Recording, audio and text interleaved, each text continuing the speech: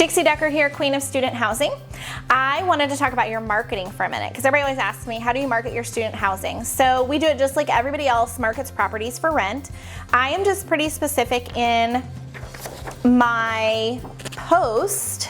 I create when I buy the house. I already know what the house is going to be.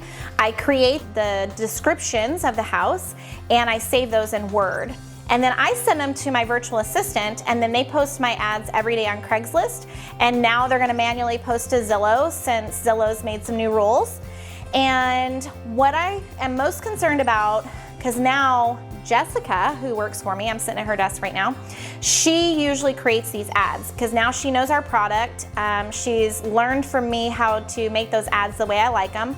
I've given her procedures and examples of previous ads.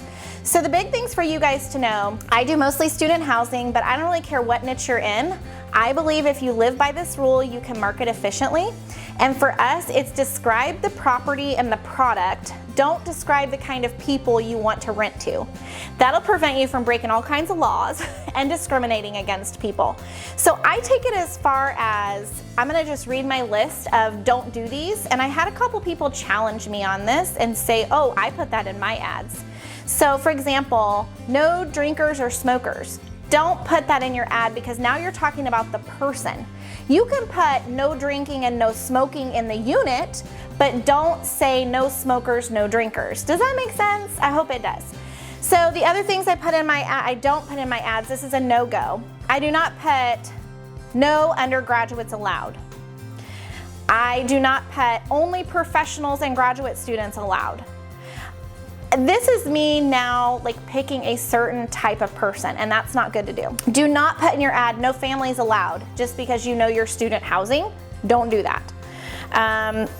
This one's a little far-fetched, but people do crazy things. So someone might put perfect for working females. Let's not do that, it's protected class. If you're, specialized housing, you don't want to just say like handicap or welcome. Like now you're calling out someone's, the person. You can have it be handicap accessible, but you don't want to like welcome the individual person specifically. I hope this is making sense because I've run into wild ads out there. Fraternity men don't apply. Like, I don't know that that's a protected class by any means, but just don't describe the people. Describe your property, where it's located, what it offers, what are the benefits, and price it accordingly, and you'll find the type of tenant that you want. The other one that catches people is charming Spanish neighborhood. You can say, Spanish themed house, like the theme or the type of stucco work. You could maybe talk about that, but I wouldn't classify the whole neighborhood as a charming Spanish neighborhood. You're like then concentrating on a certain type of person. So this is my big no-nos in marketing for your properties. Describe your property, not the people.